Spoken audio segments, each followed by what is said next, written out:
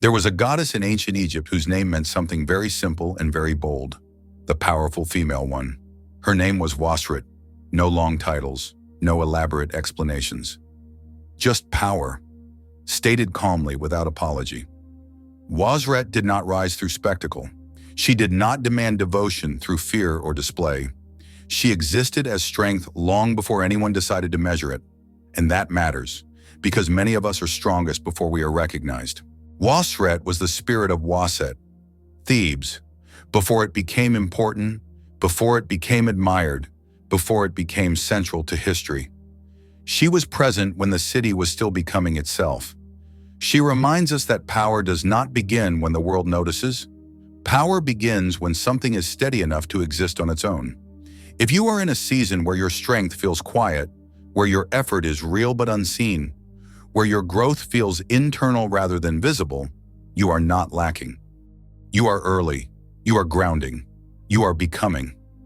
Wosret was rarely depicted. There are no grand temples built in her name. History did not carve her image again and again into stone. And yet when she was shown, she was unmistakable. She wore a tall crown, a sign of authority. She carried the Wos scepter, the symbol of power itself, a symbol connected to her name. Sometimes she held a spear, sometimes a bow, not because she was violent, not because she sought conflict, but because she was prepared. Preparedness is a form of peace. Capability is a form of calm. Wosret teaches us that strength does not mean aggression. It means knowing you can handle what arrives. You are allowed to feel capable without proving it. You are allowed to trust your strength without advertising it. You are allowed to be steady even when no one is watching. You do not need to be loud to be legitimate. You do not need to be visible to be powerful. Wosret was the first wife of Amun. She stood at the beginning of the story, before myth became polished, before power was reorganized, before names were replaced. Later, she was replaced by Mut, or perhaps renamed. History isn't entirely sure. But what history does know is this: replacement does not erase origin. Some power becomes so foundational that it no longer needs its own name. It lives on through what comes after it. If you have ever felt like you did the groundwork while others received the credit, if you have ever been essential but uncelebrated, this does not mean you were weak. It often means you were structural. Wosret's influence did not disappear. It moved into identity itself.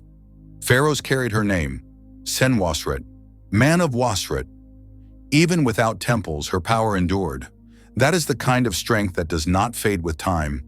That is the kind of strength that cannot be taken away by neglect or silence. Your strength lives inside who you are becoming. It is not dependent on applause. It does not vanish when ignored. You are powerful even when unacknowledged. You are steady even when uncertain. You are real even when unseen. Wosret reminds us that not all power seeks the center. Some power holds the foundation so others can stand. You do not need to rush your becoming. You do not need to justify your pace.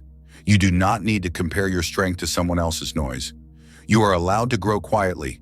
You are allowed to trust what is forming within you. The world often notices power late, but that does not make it any less real.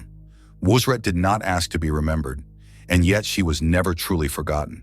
Because true strength does not disappear. It settles, it supports, it endures, and so do you.